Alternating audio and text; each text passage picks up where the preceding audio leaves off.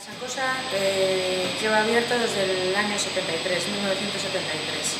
Empezó como pastelería, se hacían todo tipo de pasteles y era mucho más a nivel,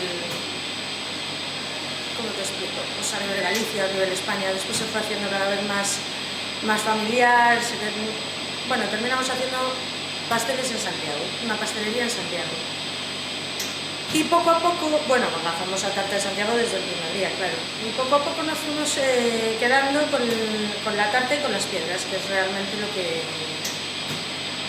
más nos gusta, vamos, a lo que nos dedicamos. La tarta de Santiago y las piedras de Santiago. Para hacer la tarta de Santiago se utilizamos almendra marcona, huevo y azúcar. La almendra marcona es la mejor almendra que hay ahora mismo en el mercado.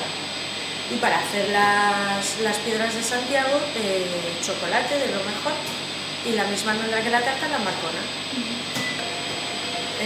Vamos a colaborar con la Fundación Amigos de Galicia para que en estas fechas pues,